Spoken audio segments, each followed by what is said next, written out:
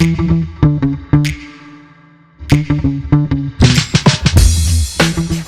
on the show today, we have Garry Ridge. And here's why he is awesome. He served as the CEO and chairman of WD-40 for over 25 years. He's an adjunct professor at the University of San Diego, co-authored the book Helping People Win at Work, a business philosophy called Don't Mark My Paper, Help Me Get an A, and the founder of The Learning Moment, his consultancy for culture coaching. And I'm not done yet. He was also named one of the world's top 30 organizational culture professionals in 2023 by Global Gurus. Hello, Garry. Welcome to the show. Hey, Russell. How are you? Good to be with you. Thank you so much for being here, sir. I have to ask the question I ask all my guests, which I'm really curious about from your storied career. What is your best or worst employee experience you can share with us, Garry? Well, let me call it the best or worst learning moment, because as you know, we don't make mistakes. We have learning moments. And one comes to mind that is very vivid, and it's because it enabled me to use one of our company values to be able to have a coaching interaction with someone. And here's the story. One of our values at WD-40 is and was, we exist to create positive, lasting memories in all of our relationships.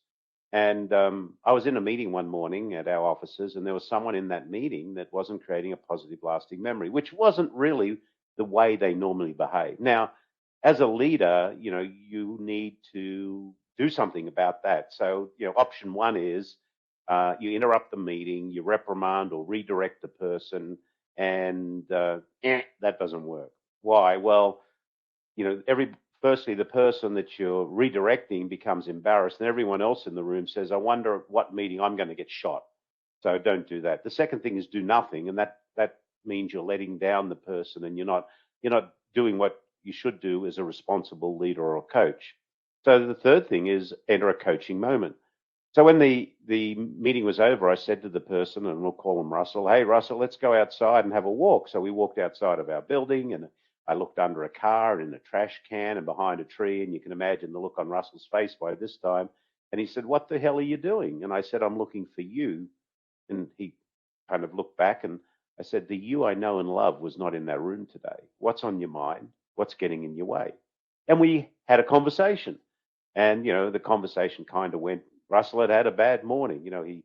He kicked his toe on the bed, forgot to push the record button. A lot of things happened to him that morning that had caused it not to be a great morning. And so we had a coaching conversation, and we were able to identify. And at the end of it, we had a hug, and everything was fine. I noticed that person, when they went back into the building, they touched base with a couple in the meeting, and they said, are you okay? That's not normally who you are. We said, no, I'm sorry. I just had a bad morning. So that whole experience is one where, the leader, and it happened to be me at the time, exercised their responsibility as a coach, but did it in a way that was caring and sharing, and in no way did it embarrass the person. But the big plus about it was that we're able to use one of our values as the entry ramp into that conversation. Our topic today is really getting into that leadership model and its influence, good or bad, on a culture. But before I get into any of that, I want to touch on, well, really the name of your consultancy, as well as what you sort of mentioned at the top. I'm kind of curious, could you define what a learning moment is? Because you didn't call it a coaching moment, you're calling it a learning moment. Why? A learning moment is a positive or negative outcome of any situation that needs to be openly and freely shared to benefit all people in the organization. So why do we call it a learning moment? Many years ago, when I got the privilege to lead WD-40 Company, there was a word that hung around in most organizations, and it was called failure. And the only thing that failure did was create fear. And when people are in a state of fear, they're paralyzed. And I said, we all know that we're going to have situations that, quote unquote, are failures. So what do we want to do from that? We want to learn. And Nelson Mandela said, education is the most powerful tool we have to change the world. So why wouldn't we take advantage of these opportunities where things failed to turn them into a time of or experience of learning? So I said, we're going to take the word failure out. We're going to replace it with learning moments. And if you have a positive learning moment, it's your responsibility to share it so others can amplify it. And if you have a negative learning moment, it's your responsibility to share it so we can help people not step in that pothole themselves. So it's the basis of, it's the catalyst of learning. I have so many different ways I want to go with this, but I actually want to tap a bit into your experience at WD-40, especially considering you were there for so long and you had such a high employee engagement rate. So when you became CEO and driver of the ship WD-40, what was the culture like when you first got there? Because I mean, you've got some great numbers by the time you left, but did you start in such a great place? The culture wasn't broken, but the culture wasn't one that was going to allow us to have the growth we wanted to have. And why do I say that? When I joined WD-40 Company in 1987 in Australia, so 35 years. I moved to the United States in 1994 to head up our international expansion. At that time, WD-40 Company was really a US based cultural company. And I said, if we're going to grow globally, we really need to have a culture that's empowering. It wasn't broken, but the culture we had was not going to allow us to build the way we wanted to build around the world. And interestingly enough, then in 1997, the CEO retired, and I got the opportunity to lead as the CEO. And I looked around and I thought, how are we going to build this culture? And funnily enough, I was flying from Los Angeles to Sydney in a Qantas 747. I was in the little upper deck area, and I was about 38,000 feet over the Pacific Ocean at dark 30. I don't know what time it was, and I had probably had the only light on in the cabin. I was doing some reading, and I came across a statement of the Dalai Lama, and the Dalai Lama said, "Our purpose in life is to make people happy. If we can't make them happy, at least don't hurt them." I thought, well, that's an interesting statement. And then I actually read something of Aristotle's. And Aristotle said, pleasure in the job puts perfection in the work. And my light went on in my head. And I said, we can create a culture where people actually go home happy and they like doing what they're doing, the work would be better. But I didn't know how to do that. So I sort of looked around even further when I got back, and I ended up finding a master's degree at the University of San Diego, which was a Master of Science in Executive Leadership. That's where I met my dear friend, Ken Blanchard, the 1 Minute Manager, who was my professor, who was really the guru of servant leadership. So I did a master's degree in leadership, and I learned all of the attributes of servant leadership. And I said, okay, I'm going to put them into play. So that was the kind of catalyst change. And subsequently, I sent 30 people through that master's degree from WD-40 Company. So we went into a servant leadership organization, and we started to implement those practices. And our I started measuring employee engagement in the year 2000, and it was kind of in the mid, 40s or 50s. And we started to grow the company, and then over a period of time, we got it to where it now is, which is 93 point something percent. And more importantly, Russell, 98% of the people say they love to tell people they work at the company. Was there resistance? Because even in an organization that is not, quote unquote broken, it's still change. And people don't like change, Garry. So I'm curious how well it was adopted when you first started rolling it out. Yeah, it was different, no doubt, and change is something different. So yes, there was apprehension. I remember someone saying he's drunk too much of Ken Blanchard's Kool-Aid. If we ignore him, he'll probably go away. Well, I wasn't going to go away because I believed in this. So it probably took us 3 to 5 years to start to gain momentum where people thought, this was not just a passing phase. And this is where a lot of companies and organizations fall down. They think that they can bring in a consultant company and run a management program. They're going to sprinkle some fairy dust over the organization. It's going to change the culture, and bang, now we have a different culture. Doesn't work. I have an algorithm for culture, and I stole some of it from my friend Simon Sinek in his last book, which is The Infinite Game. And it's culture equals values plus behavior times consistency. And the word that he didn't have in there was consistency. Although he and I have always agreed that building a great culture is simple, not easy, and time is not your friend. So if you think about growing culture, many years ago when I was a young lad in Australia, my science teacher gave me a petri dish. And they said, we're going to grow some culture in this petri dish. So what's important? The ingredients you put in the petri dish. So in an organization, if you're growing culture, you've got to put in the right ingredients. You have to have a people first mindset. You've got to have a clearly defined, authentic purpose. You've got to have a clear set of values. You've got to have a learning moment attitude and a number of other things. And then what's the role of the person who owns that petri dish? You've got to watch that petri dish every day. And you've got to reward and applaud the good ingredients so they grow, but then the bravery comes along. You've got to be brave enough to attack the toxins, because toxins will get in that petri dish. And if you don't take them out real quickly, they're going to absolutely eat the good ingredients. So that's where the consistency comes along. That's where the leadership comes along.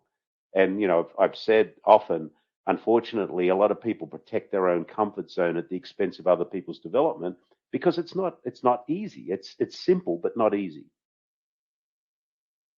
You have the benefit, I don't know if that's the right word, but the benefit of steering the ship for a couple decades. Not a lot of organizations have consistent leadership, and we're sticking to consistency. But when you start these programs and you're starting change, then the leadership sometimes will change, or they'll leave, and then it all falls apart. What advice would you give an organization that needs that consistency, but maybe doesn't have a CEO at the top of it for so long? Well, I think, that again, the CEO or the leader is there to mind the petri dish. So the first thing you have to do is make sure that you're building that foundation. And, the foundation is important. A foundation of care, a foundation of candor, a foundation of accountability, a foundation of responsibility.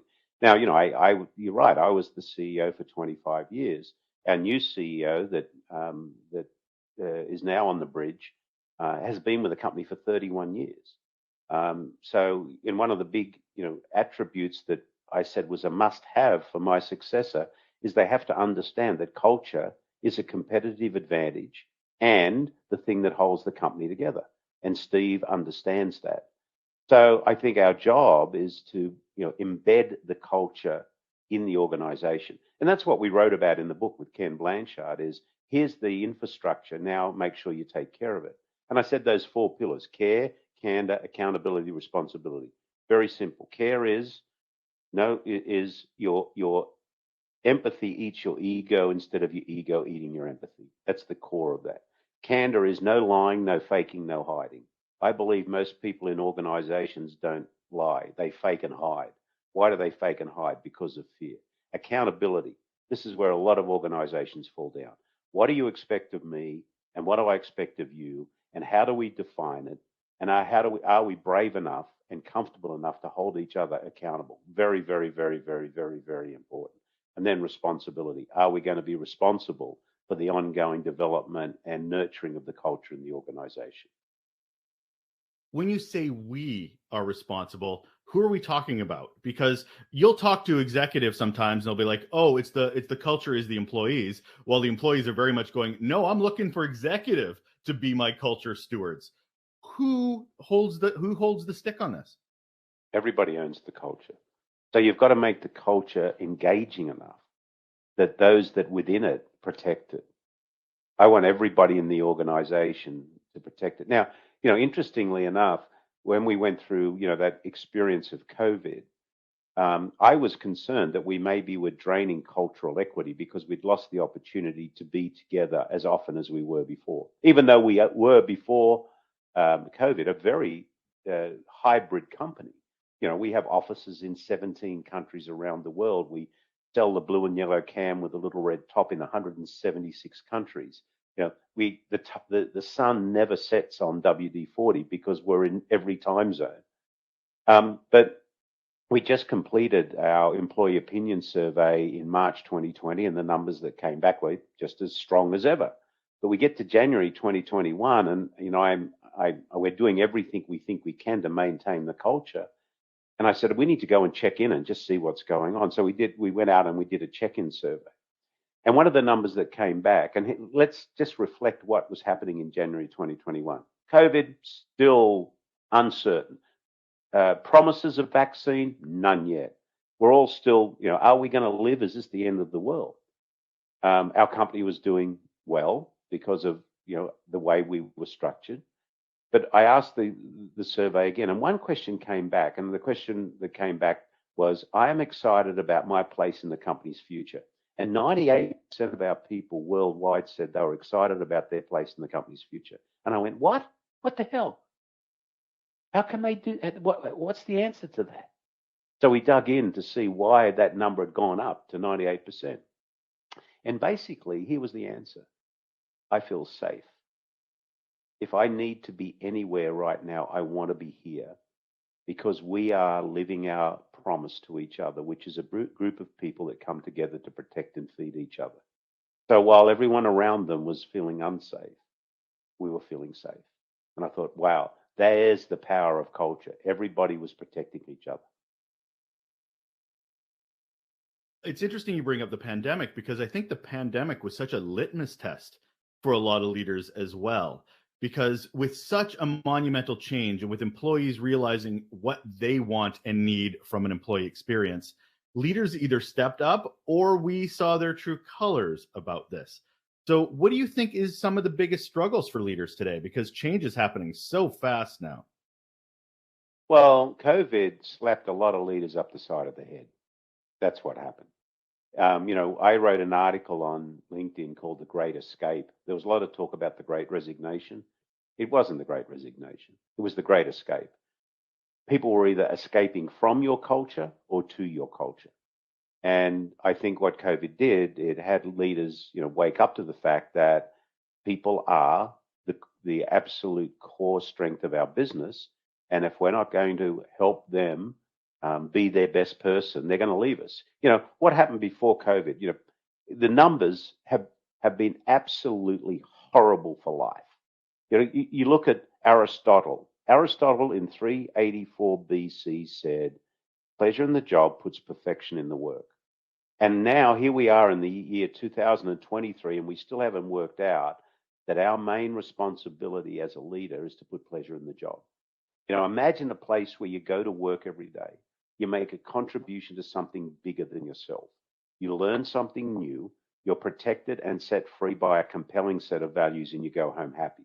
Happy people create happy families. Happy families create happy communities. Happy communities create a happy world, and we need a happy world. So business has the biggest responsibility ever to do that. And unfortunately, leaders didn't get it. I created someone called Al, the soul-sucking CEO. Now, people who are listening to us can't see, but he's the soul-sucking CEO of Fear Incorporated. Now, it could be Alice as well. And here's some of the attributes of this undesirable leader. His ego eats his empathy instead of his empathy eating his ego. He thinks micromanagement is essential. Al or Alice is now corporate royalty. They've spent their life climbing this corporate ladder, kicking ass and kissing ass all along the way. And now that they're on the throne of leadership, they shall be bowed down to and respected. They probably have the largest office in the building. They probably have a private parking spot. You may never find them in the cafeteria or cantina sharing and being with their team because someone's delivered coffee to their office. Al or Alice loves a fear-based culture. They're the master of control, and they know it all. They know everything. They have all the answers, even all the wrong ones. They think learning is for losers.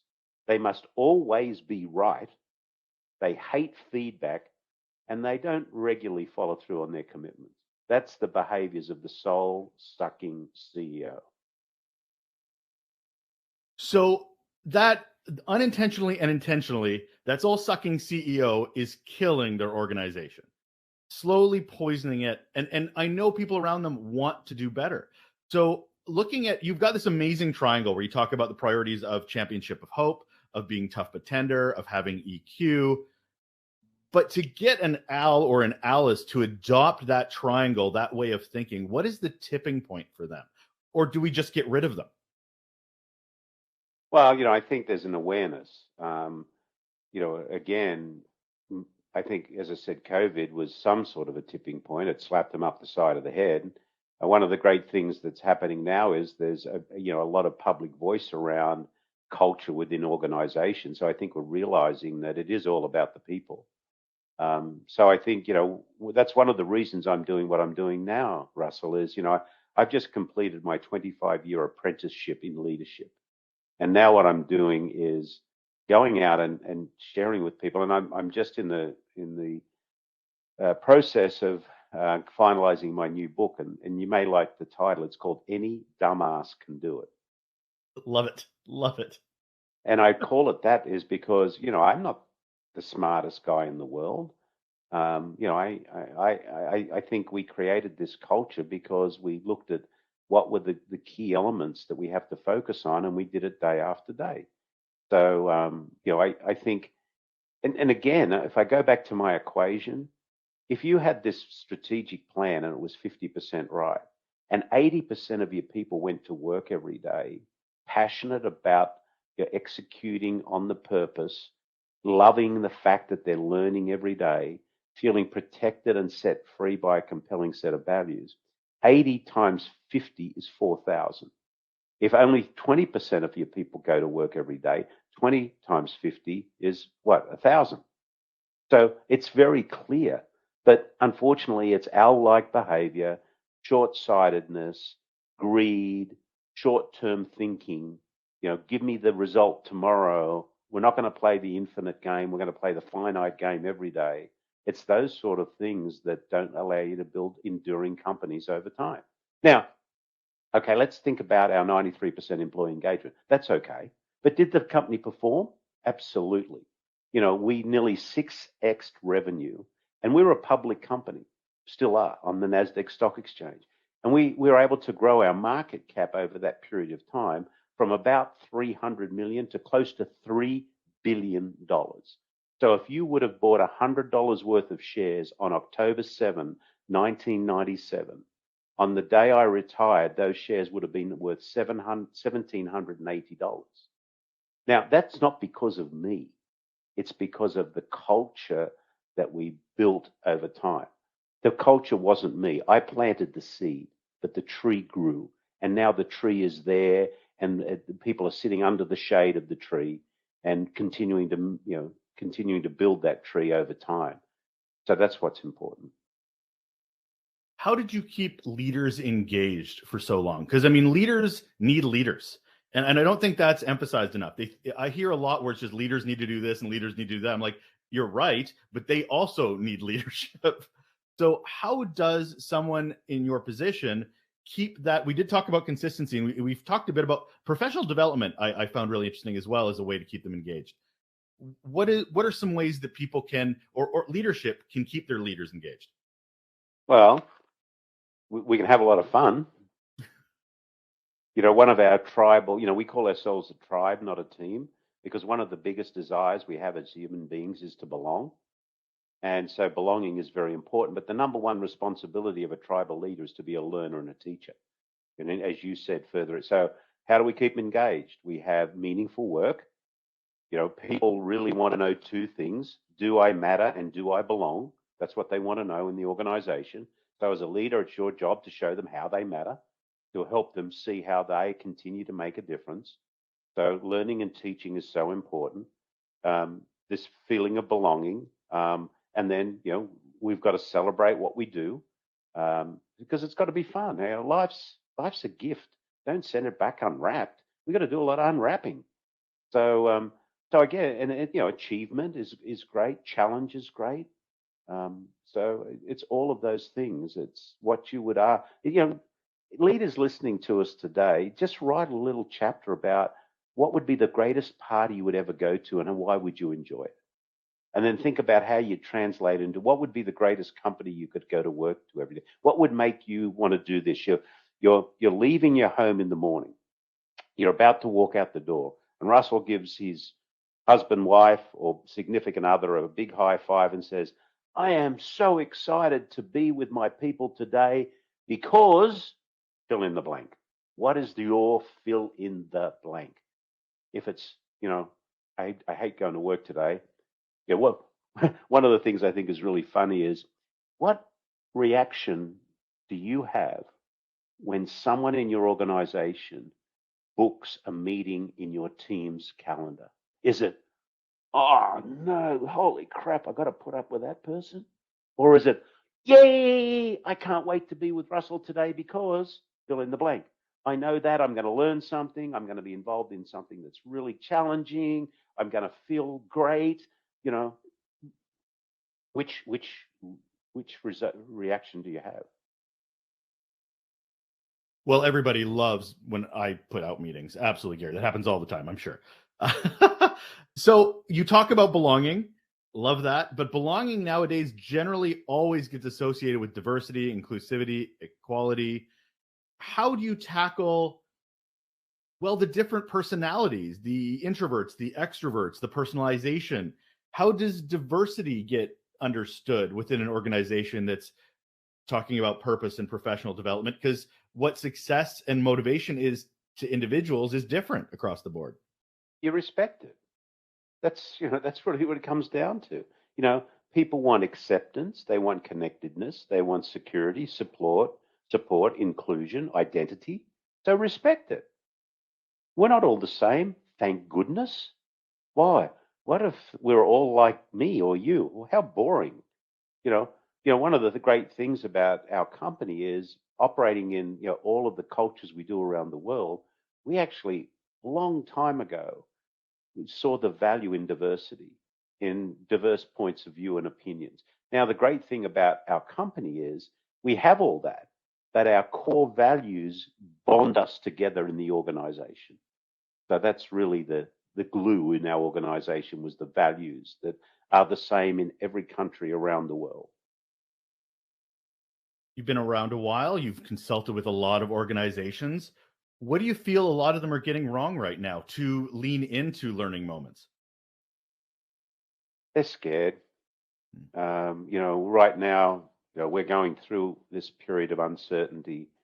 And a dear friend of mine, Dr. Rebecca Homkes, has a wonderful definition, which is a series of future events that may or may not occur.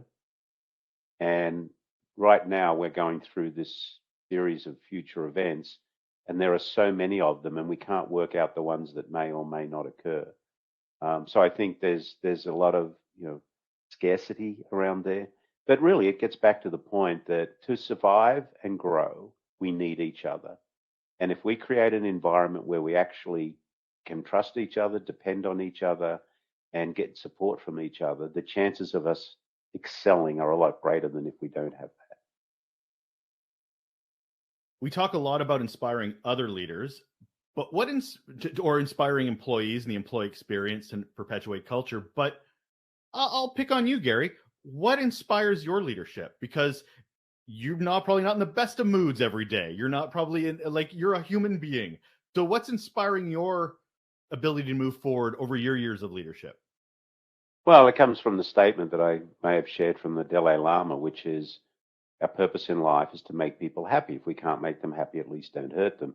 And Russell, you're exactly right. I can't, I have to remind myself, and interesting you should ask, on my computer screen here and on my little notebook that I carry around with me all the time, I have a little list here. Love that. And this little list says, am I being the person I want to be right now? And then it says, who is that person? Now, I have a list of who I want to be because when I'm the person that I want to be, I'm the best person to myself and those around me. And this list says, I want to be grateful. I want to be caring. I want to be empathetic. I want to be reasonable. I want to be a listener. I want to be fact-based. I want to have a balanced opinion. I want to be curious. I want to be a learner. And I want to throw sunshine, not a shadow. Now, you would think a guy who's 66 years old, who's been in a leadership position for 25 years, would not need this stupid little list that he looks at, I don't know how many times a day. But you know why I need it, Russell? Here's why. Is because we are just these basic human beings bumbling our way down this pathway of life. And as we're bumbling down this pathway of life, there's these thieves, as I call them, in the bushes. And these thieves run out of the bushes and they grab us and they take us in the bush. And it could be the thief of not being grateful, or the thief of not caring, or the thief of ego, or the thief of not being a listener, or a thief of any one of those. And when we're in that bush, for a minute, we might feel okay. Oh, this seems okay. I might stay here for a while. But it's not. So we have to keep reminding ourselves and testing ourselves against who do we want to be. And this little list has been so beneficial to me because I have to center myself. I get in situations where I've said that leadership is a balance between being tough-minded and tender-hearted. I can go to either end of that scale real easily.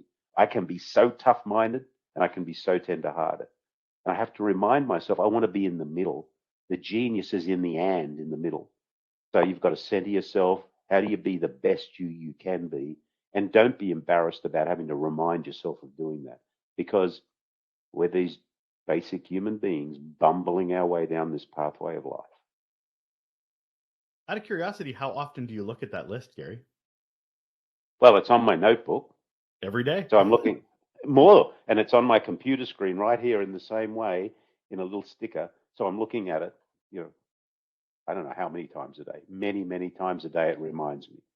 And I also, if ever I'm kind of going into something that is super important to me, I take a moment to center myself. I go, okay, I need to read this. This is who I want to be. Okay. Am I good? Okay, I'm good. I love that we started this conversation with you highlighting situational awareness when you were talking about someone you noticed was not being themselves, but you have to know them to know that they're being different than their normality, and ended it with the importance of self-awareness, which I can't tell you how much I believe those are the two strongest superpowers any leader can have in an organization. Thank you very much, Garry. I have the final question I have to ask, which is, what's one simple action people can do right now to improve their relationships at work? Ask someone what's on your mind. Be grateful. Be there. Love that. That is Garry Ridge. He was, for 25 years, the CEO and chairman of WD-40. He now runs his own consultancy for culture coaching called The Learning Moment. Thanks so much for being here, Garry. Thank you. Have a great day.